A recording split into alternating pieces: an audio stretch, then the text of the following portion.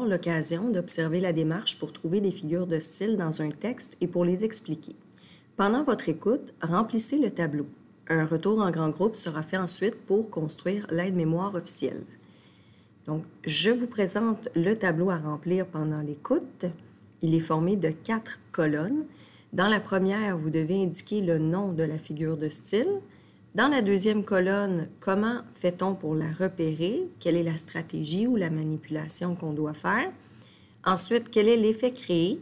Et dans la dernière colonne, il y a 3 informations à consigner. La première, il faut recopier l'extrait du texte qui constitue la figure de style.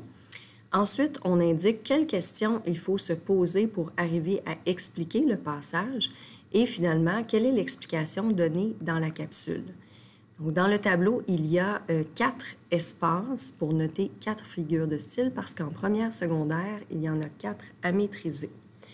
Alors, vous avez eu l'occasion de lire une première fois le texte qui se trouve juste ici. Je vais maintenant le lire en faisant la démarche et je vous rappelle l'intention, vous remplissez le tableau. Les pâtisseries d'un nuage gourmand. Comme un gros chat de ouate étiré dans l'azur, un nuage gourmand rêvait de festins et de confitures. OK, déjà dans cet extrait-là, je pense qu'ici, j'ai une comparaison. Okay. Si j'ai réussi à trouver la comparaison, c'est que j'ai repéré un mot de comparaison. Donc ici, c'était le mot « comme », mais ça pourrait être autre chose, ça pourrait être une espèce de, à l'image de, tel, pareil, semblable, ressembler, paraître. Donc, n'importe quel mot qui m'indique qu'un élément est comparé à un autre. Alors, une comparaison, ça crée un effet de rapprochement. Ça veut dire que les 2 éléments se ressemblent. Alors, la question que je vais me poser pour expliquer la comparaison, c'est qu'est-ce que les 2 éléments ont en commun? Alors, on dit que le nuage gourmand est comme un gros chat de ouate étiré dans l'azur, dans le ciel. Alors, chat de ouate, ben, moi, ça me rappelle, ben, un chat, c'est doux, de la ouate aussi, donc je pense que les 2 ont un aspect qui se ressemble. Puis, ensuite, les chats, on sait qu'ils aiment bien dormir, bon, s'étirer, rêvasser, donc j'imagine un peu le nuage, là, un peu de la même façon, là, qui rêve au gros festin qu'il pourrait faire. Je continue. Avec son ventre, ce four généreux, le nuage préparait ses délices nuageux. OK, ici, je pense que j'ai une autre figure de style. Cet extrait-là, je crois que ça correspond à une métaphore. Donc, la métaphore, elle ressemble vraiment beaucoup à la comparaison. La seule différence, c'est que le mot de comparaison est absent. Mais pour m'aider à la repérer, je peux transformer l'extrait en comparaison, puis ça va m'aider. Donc, dans cet extrait-là, ce que je comprends, c'est que son ventre est comme un four généreux. Les 2 se ressemblent. Alors, voilà. Donc, si la métaphore ressemble à la comparaison, bien, il crée le même effet. Donc, ça crée un effet de rapprochement. Alors, je vais me poser la même question. Qu'est-ce que les 2 éléments ont en commun? Donc, le ventre et le four. Donc, un four, on se sert de ça pour préparer des repas. Donc, on met les repas dans son ventre, là, entre guillemets, et le four cuit les repas.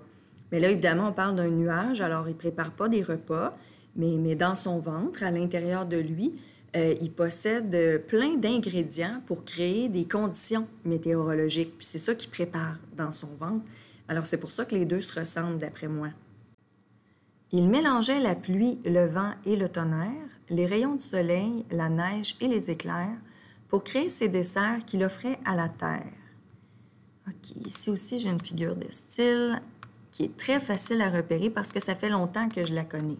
Ça s'appelle une énumération. Donc, pour trouver une énumération, je dois rechercher une suite d'au moins 3 mots ou 3 groupes de mots qui appartiennent à la même classe. Donc, ici, j'ai seulement des noms, là, pluie, vent, tonnerre, etc.